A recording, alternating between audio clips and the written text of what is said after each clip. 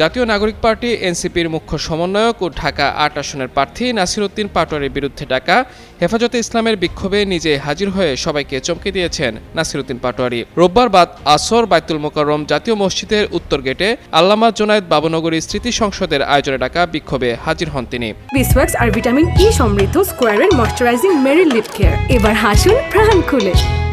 প্রত্যক্ষদর্শীরা জানায়, হেফাজতে ইসলামের সাবেক মহাসচিব ও আমির আল্লামা জোনায়েদ বাবুনগরীকে নিয়ে নাসির উদ্দিন পাটোয়ারির মিথ্যাচার ও কুরুচিপূর্ণ মন্তব্যের প্রতিবাদে বিক্ষোভ সমাবেশের ডাক দেওয়া হয়েছিল। বিক্ষোভে সবাই যখন স্লোগানের প্রস্তুতি নিচ্ছিল, ঠিক তখনই সেখানে হাজির হন নাসির উদ্দিন নিজেই। পরে তিনি উপস্থিত সবার কাছে নিজের বক্তব্যের জন্য ক্ষমা ও দুঃখ প্রকাশ করে সমাবেশ স্থলের সামনেই অবস্থান নেন। সামাজিক যোগাযোগ মাধ্যমে এই ঘটনার ছবি ছড়িয়ে পড়লে নেটিজেনদের কেউ কেউ পাটোয়ারির সাহস ও ভিন্ন মতের প্রতি শ্রদ্ধাকে ইতিবাচকভাবে গ্রহণ করেন, কেউ আবার এটিকে তার রাজনৈতিক স্ট্যান্ড হিসেবে দেখছেন। এদিকে আসন্ন নির্বাচনে ঢাকা ৮ আসন থেকে লড়ছেন নাসির উদ্দিন পাটোয়ারি। তার সবচেয়ে শক্তিশালী প্রতিদ্বন্দ্বী বিএনপি মনোনীত মির্জা আব্বাস। শুরু থেকে আসনটিতে মির্জা আব্বাস ও নাসির উদ্দিন পাটোয়ারির বাকযুদ্ধ চলছে। আগামী ১২ তারিখ আসনটির জনগণই নির্ধারণ করবে কে হচ্ছেন ঢাকা ৮ আসনের অভিভাবক।